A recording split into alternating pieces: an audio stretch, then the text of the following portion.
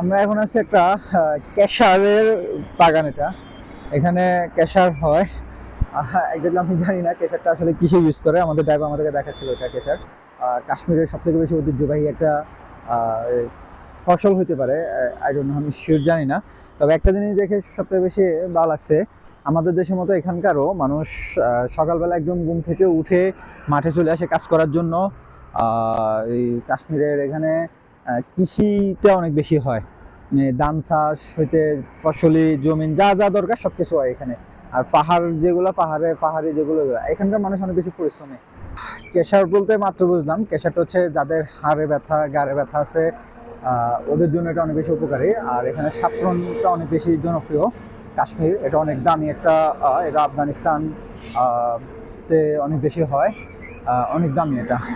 আর এখানে কাশ্মীরের যে ঐতিহ্যবাহী যে ফসলগুলো আছে ওইগুলার তেল, বাদামের তেল, কিশমিশ যা যা আছে ওগুলো সবগুলোই এখানকার শপে পাওয়া যায়। ড্রাইভার আমাদেরকে দেখাচ্ছিল সব কিছু। জিরা, এই যে সব কিছু সবাই এখান থেকে আসে কেনাকাটা করতেছে। 3 লাখ টাকা। এই যে এটা হচ্ছে অরিজিনাল কেশার। और এখানে पहचान करनी होगी और इसमें डुप्लीकेट कैसे करना है। इसको एक दो पत्ते ले लो, आगे वाले धान से हल्का सा चबाओ। चबाने से अगर ये मीठा लगेगा तो वो केसर डुप्लीकेट है। हल्का सा कड़वा टेस्ट लगेगा।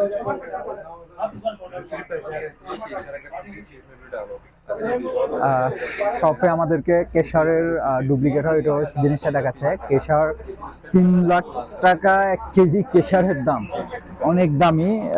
আর সাপ্রান্ত এখানে হয় অনেক বেশি।